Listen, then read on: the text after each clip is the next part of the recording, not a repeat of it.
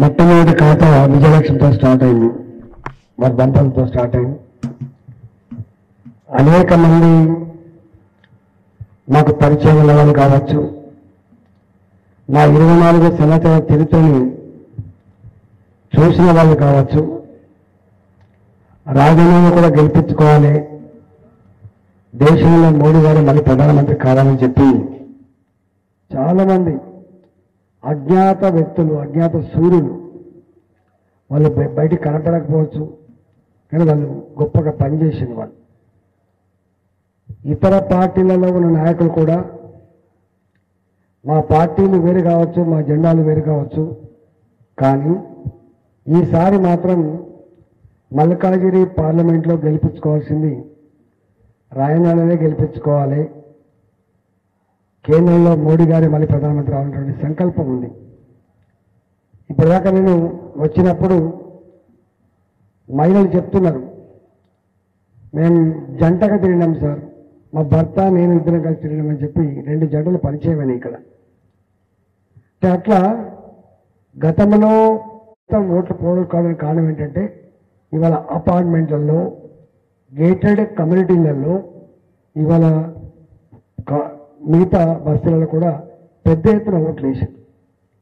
కొంతమంది ఏమో వాళ్ళు కాంగ్రెస్ పార్టీ ప్రజలు నమ్ముకున్న పార్టీ కాదు, ప్రజాస్వామ్యాన్ని నమ్ముకున్న పార్టీ కాదు, కాబట్టి డబ్బులు నమ్ముకున్నారు, వాళ్ళు దావతులు నమ్ముకున్నారు, అనేక కుల ప్రయోగాలు చేసిండ్రు, బెదిరింపులకు పాల్పడే ప్రయత్నం చేసిండ్రు, కొంతమంది నాయకులు ప్రలోభ పెట్టి తీసుకుపోయిండ్రు. వాళ్ళు కొంతమందిని, ఎంతమందిని తీసుకుపోయినా బస్తీలలో ఉన్న పైన ఓట్లు వేస్తారు పైసలకని చెప్పినా, కానీ ఇవాళ బస్తీలు కావచ్చు, అవి కాలనీలు కావచ్చు, కొంతమంది భయపడరు. ఎక్కడంటే బస్తీలలో తగ్గిపోతాయని చెప్పిండ్రు.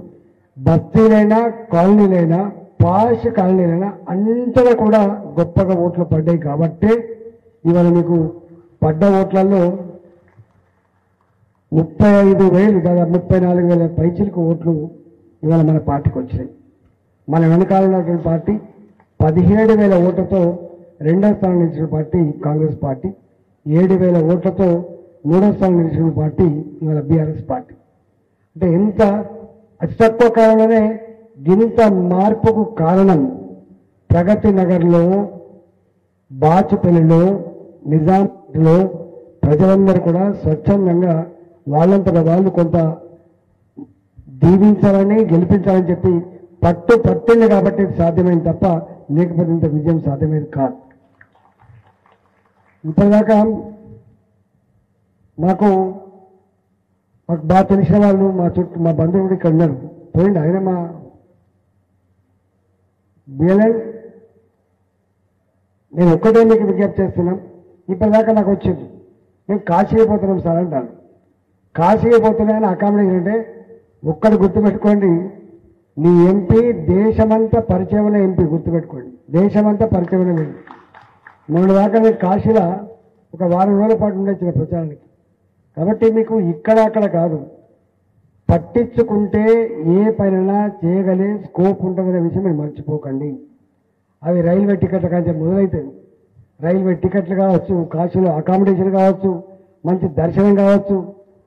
జనరల్గా ఎంపీలు అంటే ఏదో రోడ్లు ఇస్తారు, లేకపోతే మోరీలు కట్టిస్తారు, డెవలప్మెంటే కాదు, ప్రజలకు సంబంధించిన ఏ పని ఉన్నా, ఏ అవసరం ఉన్నా కూడా ఇవాళ మీరిచ్చిన అధికారం, మీరిచ్చినటువంటి ఆ గౌరవం, మీరిచ్చిన ఆ పరిచయం మీకు కూడా తప్పకుండా అందుతుంది, దొరుకుతుంది అనే విషయం మర్చిపోకండి. లీడర్ అనేది మరి ఎక్కడ కూడా టెంపుల్ ఉంటుంది, టెంపుల్ ఉంటుంది, కమిటీ లీడర్ ఉంటాడు. ఇలా ప్రగతి నగర్ దీనికి ఒక లీడర్ ఉంటాడు, అట్లే ఇలా పార్లమెంట్కి ఒక లీడర్ ఉన్నాడు. ఇవన్నీ ఈ లీడర్షిప్ అనేది కాదు, అందరి వంతుగా ఏదైనా ఆపదస్తే ఈ నియోజకవర్గ ప్రజానీకానికి కావచ్చు, బయట వాళ్ళకి కావచ్చు, ఆ పని సాధ్యం కాదని ఎప్పుడు చెప్పకూడదు. ఇది నాతో కాదు అని చెప్పకూడదు, ప్రయత్నం చేస్తాం, తప్పకుండా ప్రయత్నం చేస్తాం. 99% అవుతుంది, ఒక్కోసారి కాకపోవచ్చు కూడా. అందువల్ల నేను మీ అందరికీ విజ్ఞప్తి చేస్తున్నాం, ఇంత గొప్ప విశ్వాసం, ఇంత గొప్ప నమ్మకం నాకు తెలిసి మళ్ళీ ఎప్పుడు దొరకకపోవచ్చు. ఇక ఇంతవరకు ఎవరు దొరకలే. ఆ అరుదైనటువంటి అవకాశం, ఆ గౌరవం నాకే దక్కింది. కాబట్టి నా మీద మరింత బాధ్యత ఉన్నట్టుగా ఫీల్ అవుతున్నా. నేను ఎక్కువ మెజార్టీ ఇవ్వడం అంటే ఎక్కువ భారం ఉన్నట్టు లెక్క, నాకు ఎక్కువ బాధ్యత ఉన్నట్టు కూడా లెక్క. కాబట్టి మీ మీ బాధ్యత, మీ నమ్మకాన్ని సమున్నతంగా నిలిపే ప్రయత్నం తప్పకుండా చేస్తా. నన్ను ఏం అనుమానం లేదు. డెవలప్మెంట్ నాకు ఈ ప్రగతి నుంచి 25 ఏళ్ళు కూడా తెలుసు నాకు. ఎందుకంటే నేను కూడా కూకడపల్లి కొద్ది రోజులు 82, 83లో ఇక్కడ జేఎన్టీ మొదలుపెట్టినప్పుడు కూడా మేము ఇక్కడ ఉన్నాం, ఒక సంవత్సరం ఉన్నాం. కాబట్టి ఆనాడు ఏం లేకుండే, నిజాంపేట అంటే అవుట్ స్క్రిప్ట్, అది ఏం లేకుండే. కానీ ఎప్పుడు వర్షాలు వచ్చినా మొట్టమొదటిగా మునిగే ప్రాంతం ఏదంటే హైదరాబాద్లో ఈ ప్రగతి నగరం మునిగిపోతుంది. ఆ సమస్య ఎట్లా అడ్రస్ చేయాలో దానికి ఒక పరిష్కారం కనుగొనాల్సి లేదు. ఇప్పుడు ఆ చెరువు చూసుకుంటూ వస్తే ఏ చెరువులు అయితే తాగే నీళ్ళు ఇచ్చినాయో, ఏ చెరువులు అయితే ఊట బావులు, ఊట బోర్లు ఎండిపోకుండా కాపాడినాయో, ఏ చెరువులు అయితే అన్నం పెట్టినాయో, ఏ చెరువు అయితే ఊరి కన్నతలైందో అదే చెరువు ఇవాళ దోమలకు నిలవైపోయింది, కంపు వాసన నిలవైపోయింది. ఆ కంపు వాసన, ఆ ముంపు గురి లేకుండా ఉండేటువంటి ఒక ప్రణాళిక రూపొందించాల్సి అక్కడ ఉన్నది. అది ఒకే రోజుతో సాధ్యం కాకపోవచ్చు, కానీ ఆ సమస్య కోసం తప్పక ప్రయత్నం చేస్తానని నేను మనవి చేస్తాను. అదేవిధంగా ఇక్కడ ట్రాఫిక్ సమస్య కూడా విపరీతంగా ఉంటుంది. మేము ఇప్పుడు నా ఛానల్ నుంచి రావడానికి 2.5 hours పట్టింది. మాకు 2.5 hours పట్టింది. ఈ ట్రాఫిక్ అడ్రస్ని ఎట్లా పరిష్కరించుకోవాలి. ఇప్పుడు కొంత ఈజ్ అవుట్ చేసినప్పటికి కూడా ఇంకా చేయాల్సింది బాగుంది. కంపెనీకి పోయినా, ఆఫీస్కి పోయినా అక్కడ అలసిపోయిన దానికంటే కూడా ట్రాఫిక్ జాములలో అలసిపోయడం ఎక్కువైతుంది. ఆ పొగ, ఆ డీజిల్ పొగతో అస్తవ్యస్తంగా మారిపోయిన పరిస్థితి చూస్తా ఉన్నాం. నేను వైద్యపరమైన అవసరాలు కావచ్చు, విద్యాపరమైన అవసరాలు కావచ్చు, ట్రాఫిక్ జాముల పరమైన సమస్య కావచ్చు, లేదా రేపు ముంపుకరమైనటువంటి సమస్య కావచ్చు, ఇవన్నిటి విషయంలో నేను రాజకీయాల కొత్త కాదు, పార్లమెంటు సభ్యుడిగా ఇక్కడ కొత్త కావచ్చు, కానీ ప్రజల సమస్యలు, వాటి పరిష్కారం కాకపోతే కొట్లాడే పద్ధతి, ఇవన్నీ చూసి వచ్చినాడు. కాబట్టి డెఫినెట్గా మీ అందరికీ మీరు నచ్చే పద్ధతిలో, మెచ్చే పద్ధతిలో నేను పనిచేస్తా అని చెప్పి ఏది మాటిచ్చినా ఆ పద్ధతిలో తప్పకుండా చేస్తా అని చెప్పి మీకు మనవి చేస్తూ, ఇక్కడ ఎంప్లాయ్మెంట్ సమస్య కూడా చాలా గంభీరంగా ఉన్నది. మూతపడ్డ కంపెనీలు కొన్ని, పెద్ద పెద్ద కంపెనీలన్నీ మన దగ్గర ఉన్నాయి. అది ఐడిపిఎల్ కావచ్చు, హెచ్ఏఎల్ కావచ్చు, ఇవాళ ఆయన ఫోర్డ్ కంపెనీ కావచ్చు, అనేక కంపెనీలు ఇక్కడే ఉన్నాయి. మూతపడ్డ కంపెనీలు ఏవి, మూత పడకుండా ఉన్నంత నడుస్తున్న కంపెనీలు ఏవి, నడుస్తున్న కంపెనీలు ఎట్లా కొంత ప్రమోట్ చేసుకోవాలి, మూతపడ్డ కంపెనీలు ఆల్టర్నేటివ్ అయిన ఇండస్ట్రీస్ ఎట్లా పెట్టుకోవాలి, ఈ ఎంప్లాయ్మెంట్ జనరేషన్కి ఎట్లా ప్రయత్నం చేయాలో. ఎందుకంటే అందరూ సెటిలర్లు వచ్చి జీవించే ప్రాంతం అంతా కూడా మల్కాజిగిరి. నేను చాలాసార్లు చెప్పిన, newly expanded city Malkajgiri parliament is nothing but A newly expanded city. ఇక్కడ ఉన్నటువంటి సమస్యలు ఇక్కడ ఉండవు.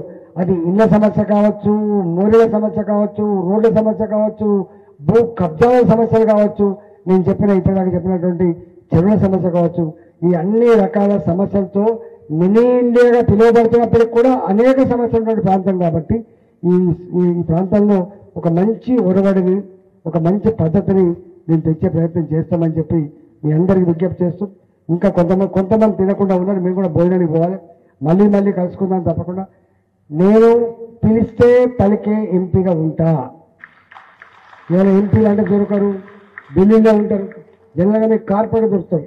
మీకు అందుబాటులో ఉండేది మొట్టమొదటి కార్పొరేటర్, ఆ తర్వాత ఉండేది ఎమ్మెల్యే, ఇక ఎప్పుడో దొరికేటోడు ఎంపీ. ఎంపీ అంటే అట్లా ఆ ఎమ్మెల్యేల మీద ఆధారపడి నడిచే ఎంపీ అనుకుంటారు.